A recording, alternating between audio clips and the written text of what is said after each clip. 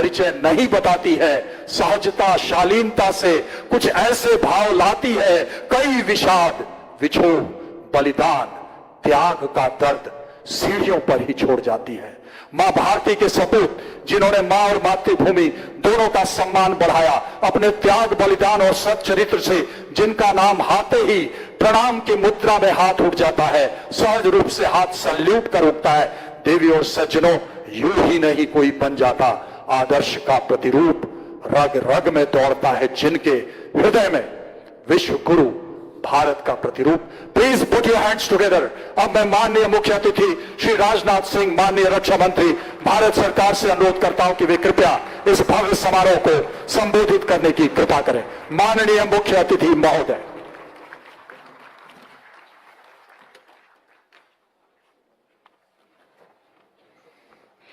इतनी सारी इंफॉर्मेशन मैं तो स्वयं भूल गया था बहुत सारी। आज इन्होंने बहुत सारी चीजें याद दिला दी।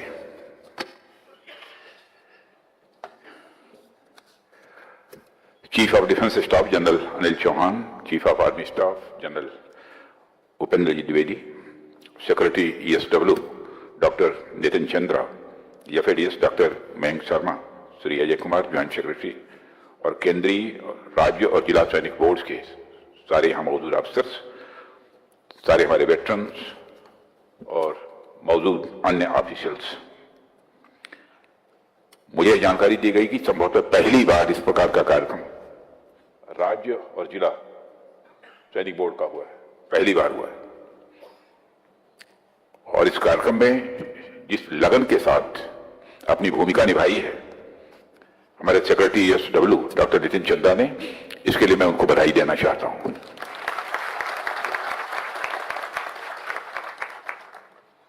और उन्होंने अपने भाषण में पूरी विस्तृत जानकारी आपको दी है, इसलिए उन सब सारे मुद्दों पर मेरे द्वारा कुछ कहे जाने का कोई औचित्य नहीं है।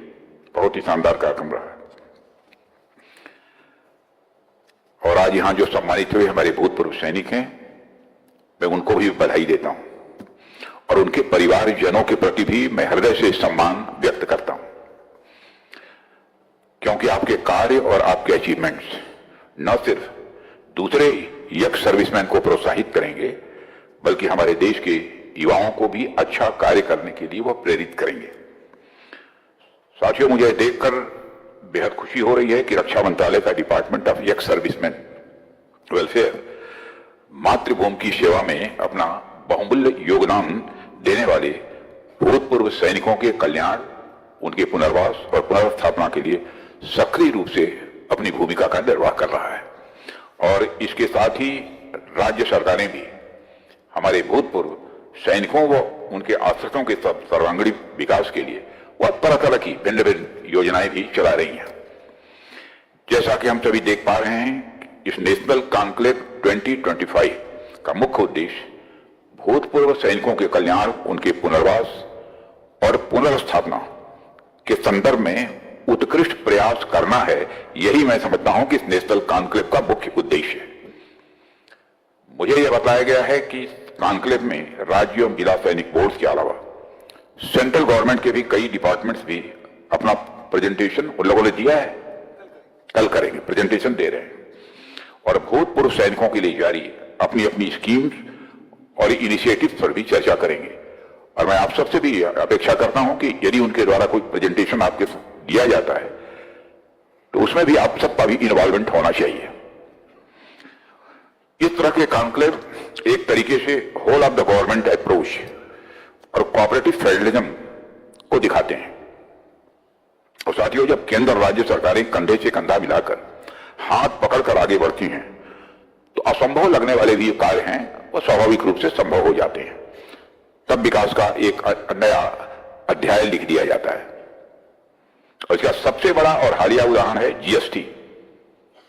और इसमें मैं समझता हूं कि हमने एक माइलस्टोन रिफॉर्म हमारी सरकार ने किया है, हमारे प्रधानमंत्री ने किया। और यह रिफॉर्म केवल तभी संभव हो पाया जब केंद्र और राज्य सरकारों ने एक मंच पर आकर कंसेंसस बनाया, सहमति बनाई, तभी जाकर यह हो पाया। यही नहीं, कोविड-19 टीकाकरण अभियान को याद कीजिए। केंद्र ने वैक्सीन उपलब्ध कराई, राज्य सरकारों ने उसे गांव गांव गली गली तक पहुंचाया। म्यूचुअल कोऑर्डिनेशन का कितना महत्व होता है, इसकी यह मिसाल है। परिणाम यह हुआ कि दुनिया का सबसे बड़ा टीकाकरण अभियान कहीं सफल हुआ है तो भारत में सफल हुआ है।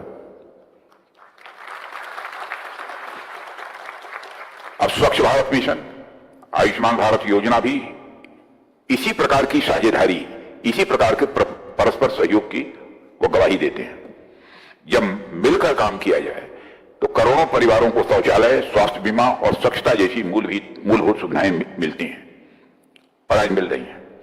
यह सिद्ध करता है कि जब सहयोग की भावना होती है तो जनता का भला अपने आप हो जाता है और समाज कल्याण के क्षेत्र में हम इतिहास रच सकते हैं।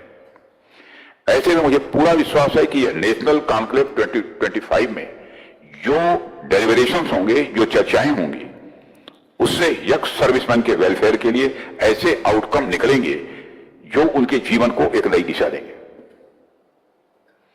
और आज यहां जिला सैनिक बोर्ड, राज्य सैनिक बोर्ड, डीजीआर, ईसीएचएस और सेंट्रल गवर्नमेंट के अन्य डिपार्टमेंट के लोग बैठे हैं, ये मुझे बताया गया है। और मैं आपसे कहना चाहूंगा, जब आप लोग वेटरन्स और उनकी फैमिलीज के वेलफेयर के लिए कार्य करते हैं तो आपका काम डायरेक्टली नेशनल सिक्योरिटी और देश के डेवलपमेंट को वो प्रभावित करता है। साथियों, आप सबको वेटरन्स के लिए काम करते हुए जब आज का सोल्जर देखता है, तब सीमा पर खड़े हमारे उस सोल्जर का आत्मबल और भी बढ़ जाता है और उसकी हिम्मत दोगुनी हो जाती है। ठीक इसी तरह जब आज का युवा वेटरन्स के लिए काम होता देखता है तो वेटरन्स को सम्मान मिलते हुए देखता है तो वह भी आर्म फोर्सेस को ज्वाइन करने के लिए इंस्पायर होता है, प्रेरित होता है।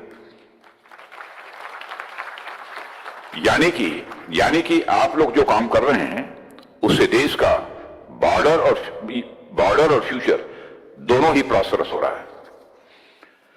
साथियों, यंग सर्विसमैन को हमने हमेशा एक एसेट के रूप में देखा है, क्योंकि जब भी कोई सैनिक सर्विस से रिटायर होता है तो अपने साथ डिकेड्स का, दशकों का अनुभव लेकर वह समाज के बीच जाता है और इसके अलावा सर्विस में रहते हुए उस जवान के अंदर कई तरह की और कैपेबिलिटी, क्षमताएं भी डेवलप होती हैं जो समाज के लिए बहुत ही उपयोगी होती हैं, समाज के लिए बहुत ही काम की होती हैं। और उनकी एक कैपेबिलिटीज किसी भी समाज और राष्ट्र के लिए किसी अमूल्य धरोहर से कम नहीं है, ऐसा मैं मानता हूं। इसलिए हमारा समाज अपने वेटरन्स को एक एसेट के रूप में देखता है। हमारे वेटरन्स, मैं कह सकता हूं, वो हमारी शान है। इसके अलावा भी कि मैं क्यों कह रहा हूं हमारी शान, आपने देखा कि आज भी किस तरीके से जिन वेटरन्स को हमने सम्मानित किया है अपने अपने तरह से अपनी भूमिका का निर्वाह कर रहे हैं। इसके अलावा भी आप देखें तो भारतीय समाज एक कृतज्ञ समाज है। ग्रेटिट्यूड, कृतज्ञता, यह हमारी संस्कृति के मूल में रचा बसा हुआ है। इसलिए एक समाज के रूप में भी हमारा प्रयास यही होता है कि हमारे वेटरन्स को कोई तकलीफ ना हो और बार बार यहां पर भी उसकी चिंता होती रहती है। कभी कभी लोगों को लगता होगा दिल्ली में बैठे हैं लोग, मौज मस्ती ले रहे हो, कौन हमको पूछने वाला है, बार बार चिंता होती है। और सेक्रेटरी एसडब्ल्यू से भी बराबर कई बार बातें हुई जिसकी उन्होंने चर्चा भी की है। आज का एक कॉन्क्लेव भी मैं समझता हूं कि जो कुछ भी यह प्रयास हुआ है उसका एक रिफ्लेक्शन है। पेंशन संबंधी दिक्कतें हो, स्वास्थ्य सुविधाओं की कमी का मामला हो या फिर एम्प्लॉयमेंट के अवसरों की कमी हो, इस तरह की दिक्कतें आमतौर पर आ ही जाती हैं और हमारा यही प्रयास है कि हम अपने यंग सर्विसमैन के समक्ष आने वाली सभी समस्याओं को ध्यान से सुनकर उनका समाधान जितना त्वरित हो सके वह उसका समाधान करें और उनके जीवन को जितना आसान बनाया जा सकता है वो हम बनाने की कोशिश करें। साथियों, आज यहां पर ऐसे कई वेटरन्स मौजूद हैं जिन्होंने न केवल वर्दी में रहकर राष्ट्र की सेवा की बल्कि रिटायरमेंट के बाद भी अपने कर्मों से राष्ट्र सेवा का काम जारी रखा है। और आप में से कई साथियों ने एंटरप्रेन्योरशिप के क्षेत्र में भी बहुत ही उल्लेखनीय काम किया है। सर्विस से जाने के बाद आपने न केवल अपने लिए, न केवल अपने परिवार के लिए एक नया रास्ता बनाया है बल्कि समाज के अन्य नौजवानों को भी आपने इंस्पायर किया है और इंस्पायर करते हैं। हमारे वेटरन्स ने वंस सोल्जर ऑलवेज सोल्जर के आदर्श को चरितार्थ किया है, यह मैं कह सकता हूं। मैं देख रहा था काफी बड़ी उम्र हो गई है फिर भी, लेकिन जो एक अखड़न होती है सरी वो नहीं गई है। और मैं देख रहा था सबसे बुजुर्ग एक सज्जन थे, उनका नाम तो मैं इसमें भूल रहा हूं, वो भी पूरी तरह से हाथ मारते हुए आ रहे थे। साथियों, आज के समय दुनिया जिन परिस्थितियों से गुजर रही है और समाज जिन बदलावों के दौर से गुजर रहा है, उसको देखते हुए हमारे वेटरन्स का रोल मैं समझता हूं कि और भी यह महत्वपूर्ण हो जाता है। आप अपने आसपास देखिए कि आजकल समाज में सामाजिक विघटन हो रहा है। कई बार हमारे कुछ युवा गलत दिशा में चले जा रहे हैं। इसके अलावा नशाखोरी जैसी समस्याएं भी स्वाभाविक है, आप भी महसूस करते होंगे जहां रहते हैं कि ये जगह जगह बढ़ रही हैं। जाहिर सी बात है कि यह सब सारी सामाजिक समस्याएं हैं। इस तरह की समस्याओं से निपटने के लिए समाज के स्तर पर भी काम हो सकता है और हमारे वेटरन्स इस सामाजिक बदलाव के सूत्रधार के रूप में अपनी बहुत ही महत्वपूर्ण भूमिका का निर्वाह कर सकते हैं, ऐसा मैं मानता हूं।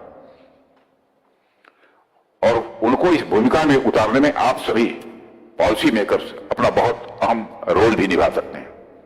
मैं एक उदाहरण साझा करना चाहता हूं यहां आप सबके भी, कि हम सब ने गांव में कई बार देखा है कि जब कोई मंदिर बन रहा होता है तो गांव के लोग स्वयं आकर मंदिर बनाने में जो भी योगदान कर सकते हैं योगदान करते हैं, यानी वो उनको श्रमदान कहते हैं, श्रमदान करते हैं। लोग खुद आगे आकर सेवा करते हैं, कोई पत्थर ले आता है, कोई कुदाल चलाता है, कोई पानी लाता है। और किसी पर्व त्योहार से पहले गांव के लिए जब तालाब खोदना होता है तो आपने गांवों में देखा होगा लोग फावड़े कुदाल लेकर खुद वहां पर इकट्ठे हो जाते हैं। समाज के हर वर्ग के लोग जब इस तरह से जुटकर काम करते हैं तो वह काम बड़ी आसानी से हो जाता है। वैसे तालाब वगैरह बनवाने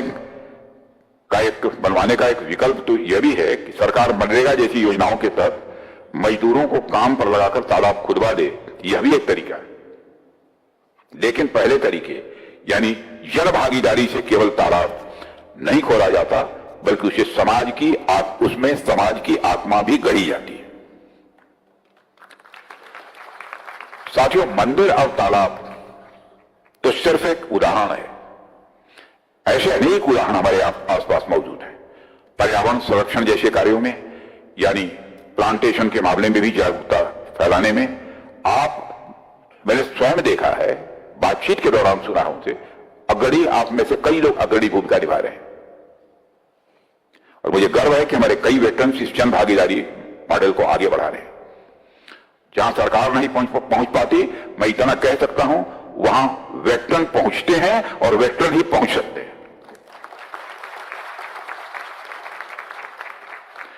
और इसके अलावा जहां तक नशाखोरी या फिर युवाओं को गलत दिशाओं में जाने से रोकने का प्रश्न है, तो उसमें भी सामाजिक स्तर पर हमारे वेटरन्स बड़ी महत्वपूर्ण भूमिका निभाते हैं। हमारे वेटरन्स जब युवाओं को समझाते हुए आते हैं तो हमारे नौजवान भी उनकी बातों को अन्य लोगों की अपेक्षा काफी गंभीरता से लेते हैं। और हम सब जानते हैं कि हमारे सैनिकों का देश में जो सम्मान है वह कितना ज्यादा है। समाज का हर वर्ग सैनिकों का सम्मान करता है, क्योंकि उन्होंने राष्ट्र की सेवा की है, अपनी जिंदगी इस राष्ट्र के लिए खपाई है। आपके अंदर वह डिसिप्लिन और एक्सपीरियंस और करेज है, वह करेज है जो किसी भी समाज को मजबूत बना सकता है। समाज निर्माण में भी आपकी बहुत ही महत्वपूर्ण भूमिका हो सकती है। समाज में रहकर मैं मानता हूं वेटरन्स केवल काम नहीं कर रहे, बल्कि वे समाज को एक नई दिशा देने का भी काम कर रहे हैं। और यह वही परंपरा है जिसने हमारे देश को मजबूत बनाए रखा। आज जब दुनिया बदल रही है, समाज बदल रहा है, तब हमें और भी अधिक सशक्त होने की आवश्यकता है। यह आप सभी महसूस करते होंगे। ऐसे तो सशक्तिकरण के कई आयाम होते हैं, आर्थिक सशक्तिकरण, तकनीकी सशक्तिकरण, ये सभी महत्वपूर्ण है, इसमें कहीं दो मत नहीं है। लेकिन एक और महत्वपूर्ण फैक्टर है उसमें, सामाजिक सशक्तिकरण, सोशल इंपावरमेंट। यदि समाज अंदर से बटा हुआ है तो कोई भी ताकत उसे लंबे समय तक सुरक्षित नहीं रख सकती। और सामाजिक सशक्तिकरण, सोशल इंपावरमेंट, ये तभी संभव होगा जब लोग यूनाइटेड होंगे, इकट्ठे होंगे, एक दूसरे पर विश्वास करेंगे, तभी यह संभव है। और इसमें हमारे वेटरन्स का मैं मानता हूं कि बहुत ही महत्वपूर्ण भूमिका है। उन्होंने अपने यूनिफॉर्म में रहते हुए जो लीडरशिप स्किल्स डेवलप की है, हमारा प्रयास होना चाहिए कि उन्हें समाज तक पहुंचा सके। साथियों, हमें अधिकांश समस्याओं का समाधान तो पॉलिसी और गवर्नेंस के माध्यम से ही करना होता है, लेकिन मेरा मानना है कि किसी भी सामाजिक समस्या का समाधान तभी वह अस्थायी होता है जब उसमें समाज की सक्रिय भागीदारी होती है। सरकार अपनी ओर से योजनाएं तो बनाती हैं, लेकिन जब तक समाज साथ नहीं देता तब तक वह योजनाएं जमीनी स्तर पर वो प्रभाव नहीं दिखा पाती जिनको ध्यान में रखकर उन योजनाओं को बनाया गया था। और समाज को एकजुट करने में हमारे यंग सर्विसमैन अपनी जो भूमिका निभाते हैं, मैं समझता हूं कि बहुत ही महत्वपूर्ण फैक्टर है। हमारा प्रयास होना चाहिए कि हम समाज में उनकी भूमिका को और अधिक बढ़ा सकें। उसके लिए तरह तरह के कार्यक्रम भी आयोजित किए जा सकते हैं। साथियों, आप सब भली भांति अवगत हैं कि जिस तरह से हमारे वेटरन्स समाज के प्रति अपनी जिम्मेदारी निभा रहे हैं, ठीक उसी तरह से हमारे प्रधानमंत्री जी के नेतृत्व में हमारी सरकार भी उनके वेलफेयर के लिए हर संभव प्रयास कर रही है। और वेटरन्स के लिए डिजिटल इंडिया के तहत कई ऑनलाइन सर्विसेज भी स्टार्ट की गई हैं, जिसकी आपको जानकारी है। मॉडर्न टेक्नोलॉजी के यूज से उनकी डेली लाइफ को और भी आसान बनाने का काम किया है और आगे भी किया जा रहा है, और जिसकी जानकारी सेक्रेटरी SW ने भी आपको दी है। इसके तहत कैंटीन से खरीदारी में आसानी के लिए स्मार्ट कैंटीन कार्ड या यंग सर्विसमैन आइडेंटिटी कार्ड जारी करने की भी व्यवस्था की गई है। केंद्रीय सैनिक board, director general of resettlement services के लिए ऑनलाइन एक्सेस की शुरुआत भी इसी के साथ कर दी गई है। यह कर दिया गया है ना। और इसके अलावा अत्यंत महत्वपूर्ण स्पर्श यह पोर्टल के तहत पेंशन सिस्टम का ऑनलाइन होना, और कहीं कोई समस्या होती है तो उसके लिए हेल्पलाइन की व्यवस्था भी, मैं मानता हूं कि यह भी एक इसी तरह का इनिशिएटिव है। साथियों, हमारी सरकार हर कदम पर अपने सैनिकों के साथ खड़ी है, यह बात मैं विश्वास के साथ कह सकता हूं। हमारे वेटरन्स के साथ खड़ी है। हम अपने सैनिकों की भलाई के लिए, अपने वेटरन्स की भलाई के लिए, उन पर निर्भर जो उनके परिवारजन हैं उनके लिए, अपनी वीर नारियों के कल्याण के लिए पूरी तरह से कमिटेड है, पूरी तरह से प्रतिबद्ध है। हम सभी इस मंच से एक बार फिर यह संकल्प लें कि हमारे वेटरन्स का वेलफेयर हमारी यह टॉप प्रायोरिटी है, सर्वोच्च प्राथमिकता है, और इसके लिए हम हमेशा अपनी क्षमता से बढ़कर कार्य करेंगे। साथियों, मैंने अब तक के अपने जीवन काल में, चाहे वह समाज के स्तर पर हो या फिर सरकार के स्तर पर, हर स्तर पर अपने सैनिकों के लिए अथाह सम्मान देखा है। और मैं समझता हूं कि आज का यह सम्मेलन भी हमारे वेटरन्स के प्रति उसी सम्मान का एक प्रतीक है। मैं आयोजकों को आपको विशेष धन्यवाद देता हूं कि उन्होंने हमारे भूतपूर्व सैनिकों की समस्याओं के निराकरण के लिए इस समारोह का आयोजन किया। देश के सैनिकों के प्रति हमारा सम्मान इसी प्रकार लगातार आगे बढ़ता रहेगा, और उनके साथ हमारी आत्मीय भावना लगातार ये मजबूत होती रहेगी, और हम ऐसे ही उनके लिए काम करते रहेंगे। इसी विश्वास के साथ मैं आप सभी को धन्यवाद देते हुए, और इस विश्वास के साथ भी कि कल जो आप लोगों की जो इंटरेक्शंस होंगे उसमें निश्चित रूप से कुछ नई चीजें निकल कर आएंगी जो हमारे भूतपूर्व सैनिकों के लिए उपयोगी होंगी। अपनी बात को यहीं पर समाप्त करता हूं।